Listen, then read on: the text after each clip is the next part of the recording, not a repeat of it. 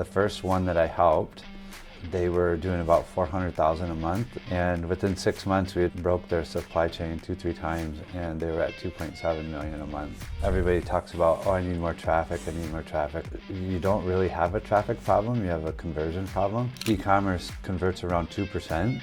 That means 98 people raised their hand, came to the site, and left without buying. Yeah. We actually noticed that by us putting text in it, we could change what people were searching for. We've had probably 4 of our 10 biggest wins in the last few years just from that one question. Once your checkout and your cart are optimized, every change we make generates more money for you.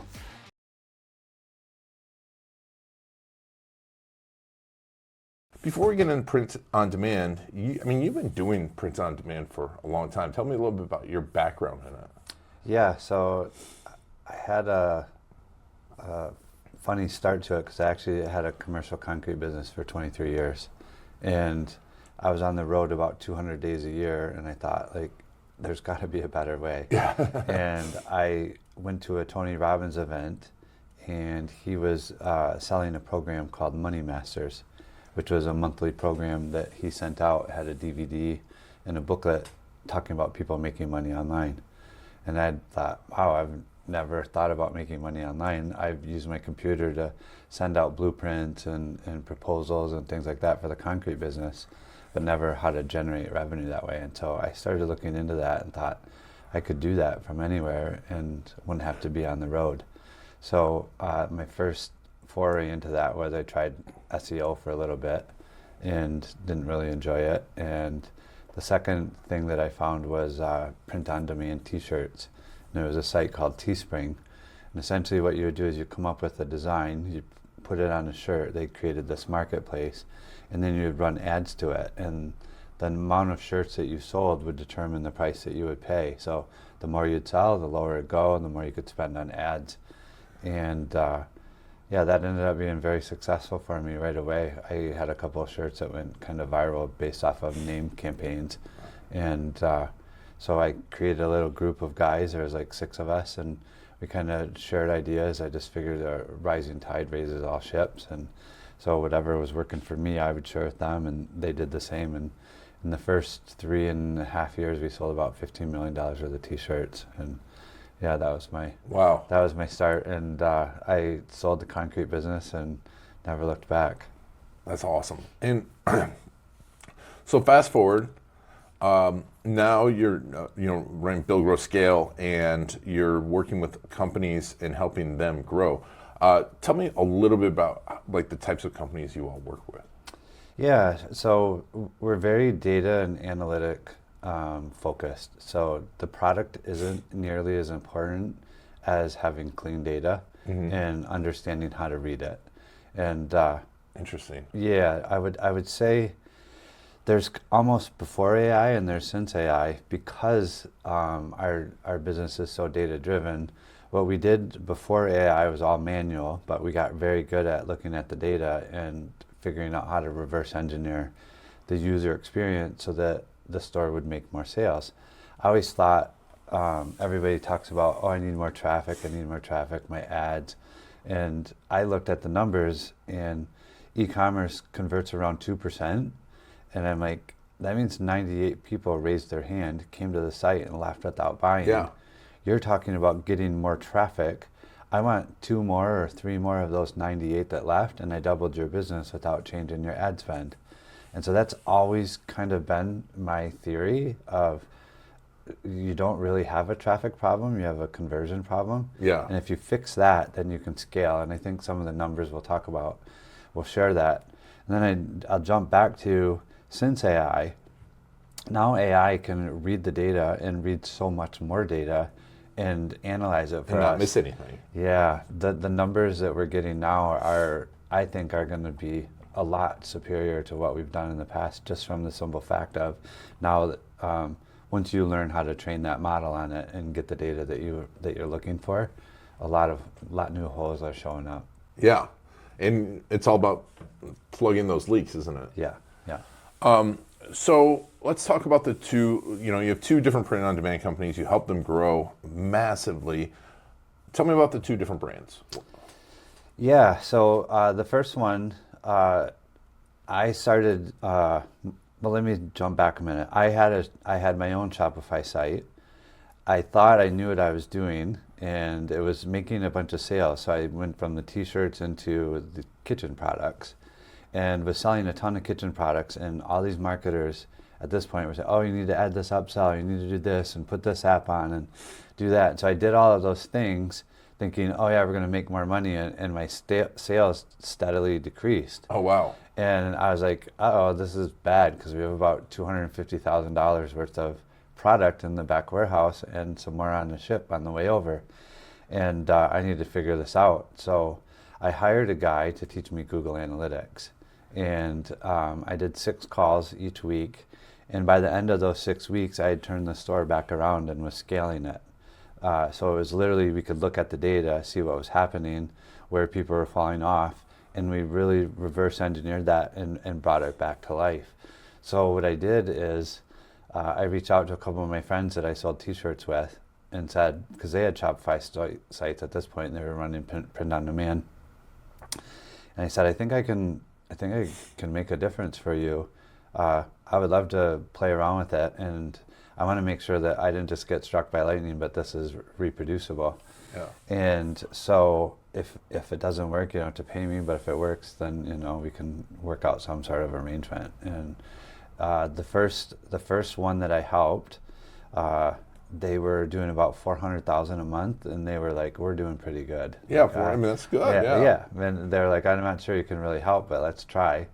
And within 6 months, we had broke their supply chain 2-3 times, and they were at 2.7 million a month. Wow. And I'm like, okay, this works. Yeah. And the second friend that I reached out to was Drew Canoli from Organifi, and he was running millions of dollars through a funnel, and the store was kind of just there. It was like we don't know what to do with it, but it makes sales. I think the year that I started helping them, they had done like 2.75 million the year before, and within 90 days we had them at an $8.1 million run rate, and that year they ended up doing about 16 million. Wow. Yeah. So it just, when you clean up the user experience, the conversion problem really is that the site's confusing, not that people don't want to buy. Yeah. No, you know what's interesting? I see this so much, and like even in non-e-commerce, where everyone wants to make the site all cool, right? Yeah. And like, oh, I want to do these new cool things. I'm like, no, you want to make it easy. Yeah. And gone are the days of making a cool website, right? Yeah. I literally had a discovery call 2 days ago with a couple from New Zealand, and they're like, "Yeah, we did this site rebrand, and our conversion rate dropped, and we don't know why." I'm like, "Yeah, I do know why. I just looked at your site." Yeah. Like in that case, what was the big problems that you saw? They went to a scrolling banner, and they used a bunch of very vague terms for navigation that were kind of supposed to be their brand terms. Yeah. And their conversion rate dropped almost 50% from what it was. Whew. So it's significant, and they were kind of like, they're worried. I mean, 50% drop off in business, I'd be worried too. Yeah. So let's take that one company that you grew from 400K to 2.7 million a month. Yeah. When you walked into that, what was like the first thing? So you're saying data. What's the first point of data that you looked at? Yeah. Well, we want to know how many people are landing on the site, how many are bouncing. Yeah. So then we can have the accurate number of how many people we're actually working with. Because a lot of people think like, oh, well, I sent 1,000 people there and only this many bought. But they don't look at the fact that you send 1,000 people there, but maybe 300 of them left before they ever looked at anything. So you really only sent 700. Mm-hmm. So they're doing their numbers from 1,000 when it really should be 700. Interesting. Yeah. And so we start there. We want to make sure that the data is accurate and it's clean. Because otherwise, when you look at this and you go, oh, this is the decision I need to make, and it's inaccurate. You're making a decision from wrong data, so the result that you're going to get from it is a crapshoot. Yeah. And like when you say wrong data, what data is usually wrong? Honestly, most of it. Yeah. Just, their profit or even just the revenue is off because of the way that they've set it up. Certainly, like your add to cart, proceed to checkout, and then actually followed through and purchased. So those are three numbers that I really like to look at. Also, revenue per visitor. And so when you have those numbers, you can actually reverse engineer what's happening on the site that needs to be improved. Yeah, and why are those numbers wrong usually? Google Analytics is set up as they give you like a generic, oh, this is enhanced data, and it really doesn't give you a full picture of what's happening. And so what we do is we go in and we tag the site. Google Analytics is actually like a hub for your data, and then Tag Manager is what filters it all so that when it goes into your analytics dashboard, you can then segment it and look at it all different ways. If you don't do that, you just have like a bunch of data that is more like muddied. Okay. And so you can't break it down to get the detail that you need in order to make good decisions. So for us, the very first thing we do is start filtering the data and making sure that it's accurate. So then when we have data, we can cross-reference it multiple ways to not have like a false positive go, oh, they're falling off right here because your call to action's bad. Well, no, actually, they've scrolled past that 2 or 3 times on average, and when you have all the data, you can actually see what the people are doing and understand what's happening on the website. So, like in the case of like that, that massive growth, like the 400,000 to 2.7, what are some things, if you remember, that you changed right away once you got the data correct? Yeah, we removed everything that people don't use. So it's amazing how many times people think more is better. Yeah. And our very first process is to get rid of everything that's not being used or simplify things so that people can find what they're looking for. I think that was when I made the biggest discovery about search. So I was looking at YouTube and Amazon and all the other ones and saw that huge search bar across the top, and I'm like, there's got to be something to that. And so we tried that and we put it on the site, and the people that we could get to use the search converted almost 4 times the average of the regular visitor to the site. I'm like, oh wow, if we can get more people to use the search, we'll make more sales. So we made this search bar bigger, and then we put some text in it, and we actually noticed that by us putting text in it, we could change what people were searching for. Oh yeah. And at that time, I thought like, well, if you don't have a lot of products, search it really doesn't matter. So we're not going to put it on there. But what we realized over time is not only is it good for what people find, but it's also good for the store owner to look at, because people type in their problem. Yeah. Or they type in what they're looking for. So we've used it for discovery of products that we didn't even know their clients wanted. One was a site that we worked for called Cub Coats, and it was like this little hoodie that would, when the kids would take it off, it would fold into like a stuffed animal, and so they could carry their stuffed animal around, and when they needed a hoodie, they had it. Well, their number 2 top search terms were unicorn, and unicorn spelled wrong. And so they didn't have a unicorn one. So they made a unicorn one, and then they launched it on Amazon Prime Day, and they did 490-some thousand, just short of a $500,000 day with the unicorn. Yeah, because of that search bar. Yeah. That's really cool. I mean, we wouldn't have even known it without it. Yeah, and I talk about this all the time, like listening to your customers, right? Finding ways to listen to your customers, and that's an amazing thing. It's actually our number one. It's accounted for more tens of millions of dollars in revenue than anything else we've done. And what we do is on the thank you page, after someone has bought, we put a little pop-up that pops up. And it asks the question, what was one thing that almost made you not buy? And so they'll tell you what they couldn't figure out, or what was confusing, or what was hard. And when you solve those, the site works better. And we've had probably 4 of our 10 biggest wins in the last few years just from that one question. That's amazing. Yeah. When you look at these 2 print-on-demand companies, what was, obviously the data was holding them back. Yeah. But where were they looking to grow in that? Because I feel like, obviously they grew pretty well, and they're like, oh, we got this. Yeah. What was holding back their growth? Like, what were they trying to do? Well, I think being profitable with ad spend. So, because really that's how you scale is once you can be profitable with your ad spend, or even at break even, you can acquire customers for free. That allows you to grow, at whatever your risk tolerance is, or Yeah. your ability to pay until the person comes back a second time. So, yeah, it's basically getting your ad spend profitable, which means when you send 100 visitors, 300 bounce, and you have 700, and you need to convert enough of those to pay for the spend that came.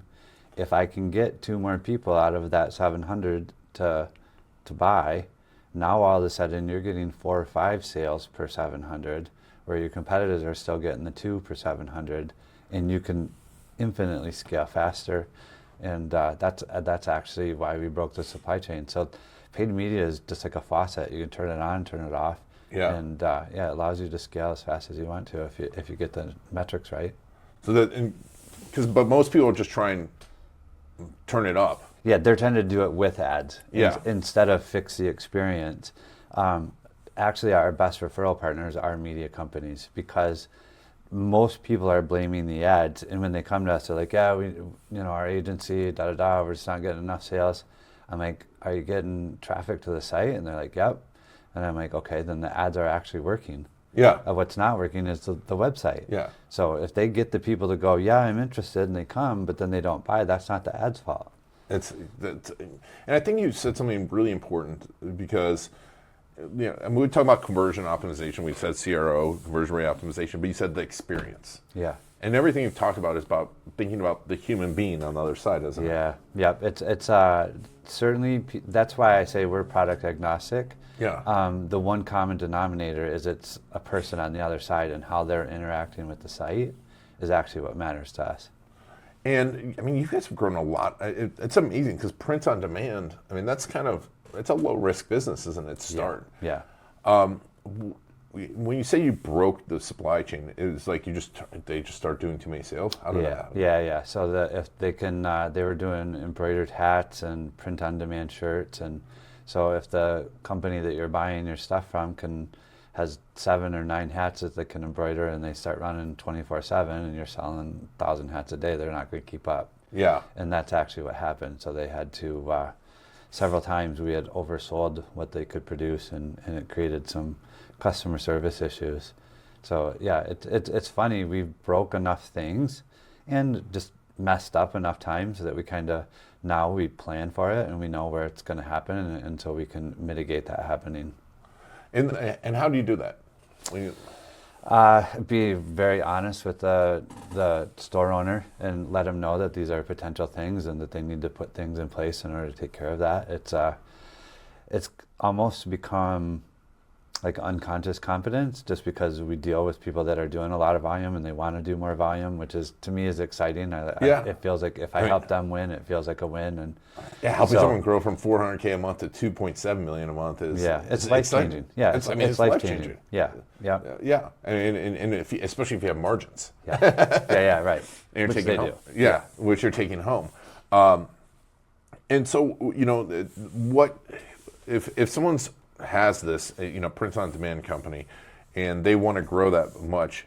I mean, should they wait to know their supply chains? They're going to have issues before, or fix the supply chain before they come calling to you, or should they fix? No, there's quite a few things that you can do, to get you to the point of where you can scale it. Because honestly, people don't come to us that know how to do it already, or they think they do, and it's not working the way they want it to. So I really view us as a problem solver. We can look at all the different things, and because we worked on the backside of so many different businesses, our availability to knowledge and data and things that they'll never see as a single store owner, it's like an unfair advantage. Yeah. No, and seeing everything, across multiple, because you get blind spots if you're in one store. Yeah, right? We have about, at any one time, about 10 to 12 customers or clients. And so if you think about it, it doesn't all just rely on me for the information. I have 10 different store owners that are very smart in their own right, bringing me ideas, and I'm researching stuff, and they're researching stuff. And so when one of them brings that and we test it and it works, we get to share that with other people, and it kind of just keeps on building off of that. It's very similar to that t-shirt group that I built in the very beginning. I share my idea, you share your idea, and we kind of make the best one, and then we all win. Yeah, no, and it's great, and especially if you have multiple industries, because Yeah. a lot of times people are like, well, I just want to look at print on demand. I mean, I know that too, because it's like I work with attorneys and agencies. They're like, well, we're different. I'm like, but it's good to look at what other people are doing. I would tell you a lot of our biggest wins came from me studying marketing with like Dean Jackson and Kevin Nations and Rich Sheffrin and those guys, and then bringing that into the e-commerce world. You've got. I mean, you look at some of the best. I always like the best athletes, right? The best baseball players don't just look at baseball; they're looking at every single sport to get better. Yeah. Football players taking ballet. Yeah. Let's talk about setting up for acquisition, because obviously a print-on-demand company, it's cool, we're making a ton of money. Is it easy to sell a print-on-demand company, and what does it take? Yeah, it actually is. Just because if you have the clean data, that's really what they're looking for. And plus, depending on how you set it up, if you can add in a recurring element, that's really what determines the multiples. Otherwise, it's the customer list that's very valuable in the niche that it's in. So for me, I have a Facebook page that has about 3.5 million moms on it. Oh, wow. Yeah, it's very valuable. It's very engaged, and so like moms are buyers, and so having an engaged list of particular people in a certain niche, there's always somebody that wants that. Yeah, yeah, and so you say clean, obviously, because we want clean numbers for an acquisition. Yeah. Right. Yeah. And cleaning up the data is important. What else can print-on-demand owners do to set themselves up for the biggest sale possible? Having backup suppliers. So early on in the Shopify days, you really couldn't, because there wasn't enough flexibility in the platform to be able to do that. But now you can. There's a million different ways you can route it so that you're not put into those situations where you break the supply chain. And so then it's just being a good business person and creating the right deals. And the part that makes it much easier to sell is if they've looked at 3 or 4 other print-on-demands and they're converting at 3% and you're converting at 5%, they go, oh, you're doing something different. And it's amazing. I'm still learning all the time from the different venture capital firms and stuff like that, like the questions that they ask, because a lot of the people that we work with do want to sell, and they end up selling actually, because we've helped them get to the point where an exit is life-changing money in a second way for them. Yeah, yeah. In the one that exited, how long between when you started working with them and they were able to exit? It's about 2.5 years. That's It's about that's 2.5 amazing. years. Yeah. Yeah, a nice windfall of cash and not having to worry about anymore. Yeah. And you mentioned private equity and some of the questions. What are some of the big questions you hear from them right now in looking at these print-on-demand companies? Well, what I would say is they're a lot longer term focused, where I'm in the data right now and making decisions from that standpoint. They ask questions that keep reminding me that I need to look farther down and project and get out of the now moment, which is kind of a lot of what business owners do. Is this month is all they're focused on, instead of being able to forecast and project down the road. Can you give me some ideas of those questions? I would say they're certainly going to want to know that the cycle times, and then in those cycles, how you prepare for like the good seasons, the poor seasons. What have you done to mitigate the downsides? What do you have as backup plans?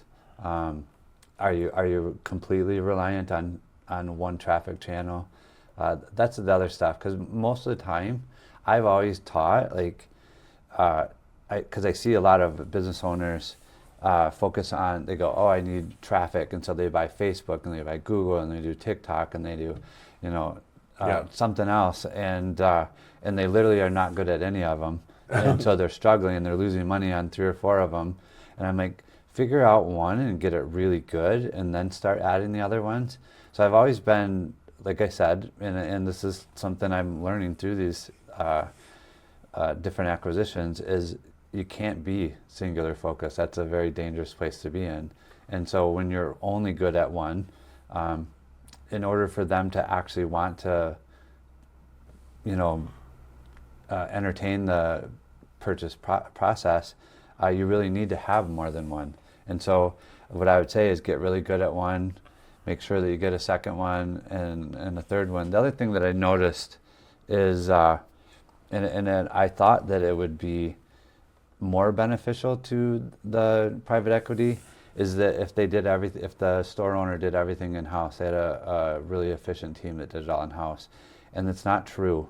What I found is the ones that they actually like more are the ones that have very good agencies that they work with, because typically, if you have it all in-house, there's 2 or 3 areas that you're not doing well. Yeah. And it's just the nature of the beast. As the market matures, there's less and less ability to be amazing at paid media, be amazing at shipping and logistics, be amazing at customer service. And so having people that are very specialized in each one of those areas gives the business owner much more ability to scale and grow a lot faster. Because you would think like having it in house would be like make it super valuable, but then now you think about it, right? You're like you said, you have a lot more blind spots. Yeah. And also there's also the danger of having it in house, because you're relying on those people that you can't replace. Whereas an agency, Yeah. you What do they call it? A key man. key man risk. Yeah. It's funny how many fallacies that there are in this. And so coming back to that, what are some of the big marketing fallacies that you see that are holding back like these print on demand companies? I would say that I see on the website itself, as far as that hurts them, is people thinking that more is better. So if I can, because it's print on demand, or because I can get it from 3 different suppliers, I can offer way more.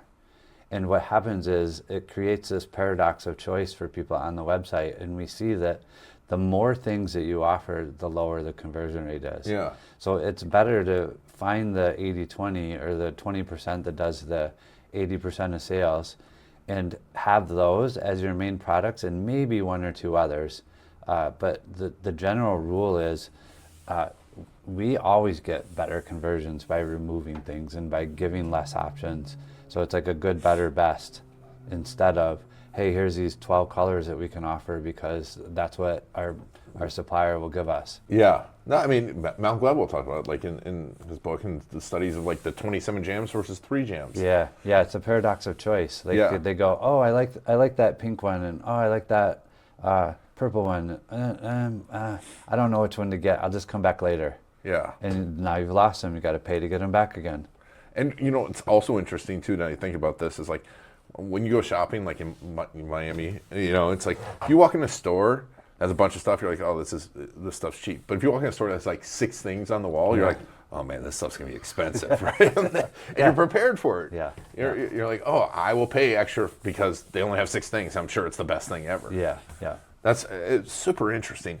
And so like, what's your process now for taking and really scaling this profit, like you said, 0 to 400,000 to 2.7 million a month, and sales? Walk me through when a print-on-demand company comes to you and says that. Yeah, the very first thing I want to do is get clean data. So we audit the entire site and say, hey, these are what we see as low-hanging fruit, kind of our best practices.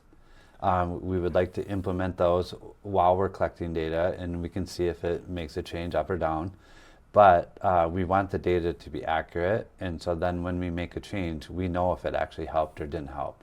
Or if it's just a clarity thing, and maybe it doesn't make a whole lot more sales, it's a wash, we would still go, okay, well, which one is the simplest option for that person on the website in order to make a decision? And so we're always trying to clarify the path through.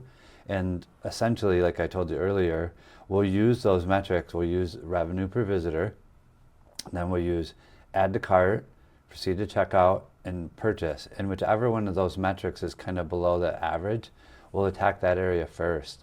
Typically, we want to go to the checkout, because if I fix your checkout and now you get a 1% lift there, that's more money in your pocket every day. Yeah. If I go to your homepage and I clean up your navigation and people now make it to your filter page or your categories, you didn't make any more money yet. They still got to go from the category page to the product page to the cart to the checkout to pay you money. So we always start backwards and work towards the front of the store, because then every change that we make, once your checkout and your cart are optimized, every change we make generates more money for you. Or because your abandoned cart and abandoned checkout are such a huge income source, we have more people in there. Now we can recover them through email marketing, SMS, and so forth. That's, yeah. And how is AI changing all that for you? It's the smartest helper that you could ever have, just from the fact that I could look at the data and make a lot of very good decisions. It's 10 times smart. It's 100 times smarter than me. So it can now look at the entire customer journey. I use an analogy of, say that all your data is like a library. So you have all your customers, what they did on your site, what process they did. I can walk into a library and go, oh, I want to see this book. I can look at your cart and start reading the book on the cart. Well, the AI can literally it can read the entire library all at once and see how it cross-references. And our brains can't do that. Yeah. And so what we're doing now, we're getting pretty good at it, where we can go, hey, our average order value is $100. Our conversion is around 3.5%. We want a $150 AOV with a 5% conversion. What do we do? You look at this data and give me ideas how we could get there in 90 days. And so we're letting that, and honestly, it's getting smarter and smarter, because when we tried that a year ago, it gave us good ideas, not great. Now it's giving us great ideas. In fact, we had one where we put a filter menu on the home page in order to give people the ability to find what they were looking for. And that filter menu, we had over 1,000% increase, a 10x on when people used that compared to the regular navigation. So then we actually literally rolled that out to two other stores that we did. So we have it on 3 of them right now.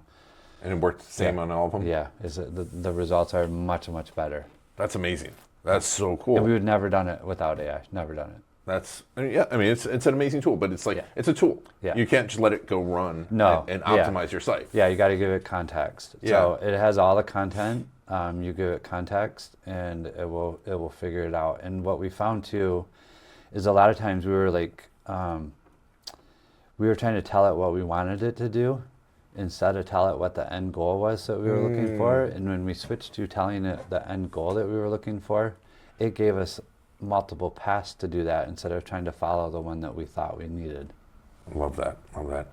So if a print-on-demand company wants to grow 10x, 20x, 1,000% with you, tell me a little bit about how to get in touch with you. Yeah, it's very simple. Our website is buildgrowscale.com. You can come on there, and we have all kinds of different free resources, or you can just book a call right on the site, and we'll do an audit, do a quick run through of your site and see if we can provide some value, and see if we can help. Awesome. So, and you've got a great YouTube channel with a ton of information on it. And where else should people follow you? Yeah, I would say on our website we post all of our podcasts, and then I think last year I did around 100 of them. Oh wow. Yeah, and so we always tag them, put them in there, and so basically anything you want to look at or learn and see what we're doing right now will be along that timeline. Fantastic. We'll put a link to all that in the show notes. Matt Stafford, not the quarterback. No. Thank you for being on. Matt Stafford from Build Grow Scale, and thanks for being on the Garlic Marketing Show. Thanks for having me. And thank you all for making Matt and I part of your story. This has been Iron Garlic and the Garlic Marketing Show.